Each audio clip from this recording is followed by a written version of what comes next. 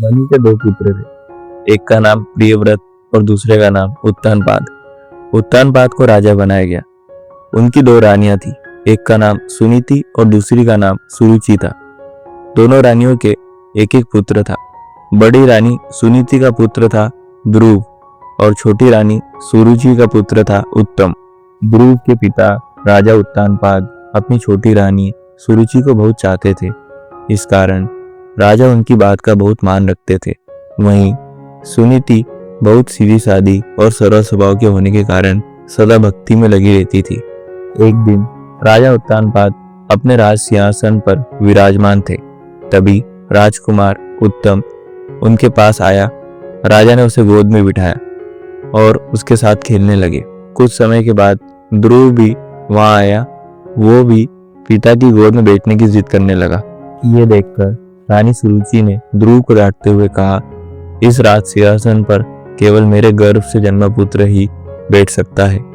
अगर तू इस राज सिंहासन पर बैठना चाहता है, भगवान की तपस्या कर, उन्हें प्रसन्न कर, फिर मेरे गर्भ से जन्म लेकर इस सिंहासन का हकदार बनकर दिखा। राजा उत्तानपाद को रानी की बात का बहुत बुरा लगा, परंतु स्त्री मोह के कारण वे कुछ कह ना सके। यह सुनकर बालक ध्रुव रोते हुए अपनी माता के पास गए। सुनीति ने जब सारी बात सुनी तो उन्होंने रोते हुए अपने दुर्भाग्य को इसके लिए जिम्मेदार ठहराया। उन्होंने कहा, बेटा, इसमें तुम्हारी छोटी माता का कोई दोष नहीं है। यह सब भाग्य का खेल है। तुम भी उसी पिता की संतान हो जिस पिता की संतान उत्तम है। इसीलिए किसी को दोष देने से अच्छा है इस दुख से बचने के लिए कमल नयन श्री हरि भगवान विष्णु की आराधना करो।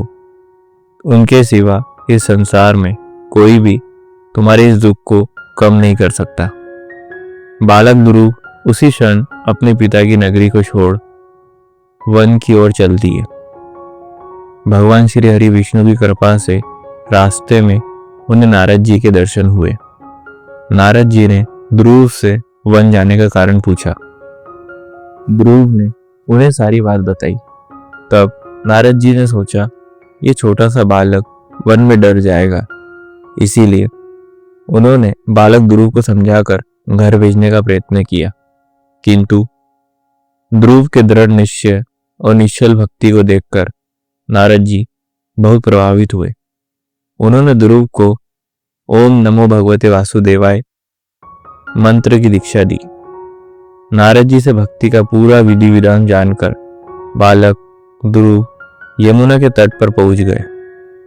वहां उन्होंने यमुना में स्नान कर श्री हरि भगवान विष्णु का ध्यान कर पूजा की और नारद जी के बताए मंत्र का जाप करने लगे। पहले महीने में उन्होंने प्रत्येक तीसरे दिन फल ग्रहण कर उपवास पूरा किया। दूसरे महीने में एक सप्ताह का उपवास रखकर फल ग्रहण किए। तीसरे महीने में 9 दिन और चौथे महीने में 12 दिन बाद फल ग्रहण करने के नियम का पालन किया। इसके बाद उनमें अलौकिक शक्ति का संचार हुआ। 5वें महीने में उन्होंने अपनी श्वास पर नियंत्रण पा लिया। बिना श्वास के वे मंत्र जाप करने लगे। 6ठे महीने से लगातार 5 वर्ष तक एक पैर पर तप करने लगे। जब भी भक्त ध्रुव अपना पैर बदलते तब धरती कांपने लगती। 5 वर्ष के बाद भगवान विष्णु ने ध्रुव को दर्शन दिए, किंतु बालक ध्रुव उन्हें देखकर अपनी सूझबूझ भूल कर देखते रह गए। तब स्वयं श्री हरि विष्णु जी ने अपने शंख से उनके गालों को छुआ। प्रभु के स्पर्श से भक्त ध्रुव के अंदर तत्व ज्ञान का प्रकाश हो गया। वे सभी विद्याओं में पारंगत हो गए। भगवान को पहचान कर भक्त ध्रुव ने उनकी स्तुति की।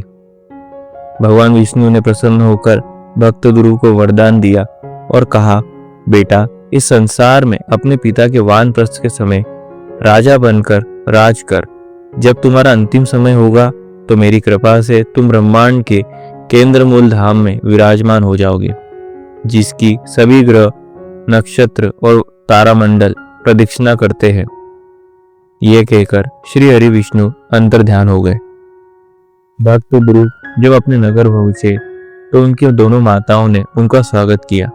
छोटी माता सुरुचि के मन से सारा बेर चला गया। कुछ दिनों के बाद महाराज ने वैराग्य लेकर वन में जाने का फैसला किया और पुत्र ध्रुव का राज्य अभिषेक कर दिया। राजा ध्रुव ने दीर्घ काल तक भगवान की भक्ति करते हुए भोगों में लिप्त हुए बगैर शासन किया। अंत में वे सब कुछ छोड़कर बद्रीनाथ धाम पहुंचे। वहां पहुंचकर उन्होंने मंदाकिनी नदी में स्नान किया। उसके बाद नदी के तट पर बैठकर भगवान विष्णु का ध्यान करने लगे। कुछ पल के बाद भगवान विष्णु के पार्षद एक सुंदर विमान लेकर उन्हें लेने आए। उन्होंने भक्त ध्रुव से विमान में बैठने का आग्रह किया। उन्होंने कहा, प्रभु, जिस धाम के सभी ग्रह नक्षत्र प्रदक्षिणा करते हैं, हम आपको वहां ले जाने के लिए आए हैं। भक्त ध्रुव ने सभी मुनियों को प्रणाम करके उनका आशीर्वाद लिया और विमान की ओर प्रस्थान किया। तभी वहां यम देवता प्रकट हुए। उन्होंने कहा, यह मृत्यु लोक है, अर्थात बिना मुझे स्पर्श किए कोई संसार से नहीं जा सकता। यह सुनकर भक्त ध्रुव ने उनके सिर पर पैर रखा और विमान में प्रस्थान किया। आज भी भक्त ध्रुव तारा धाम में विराजते हैं।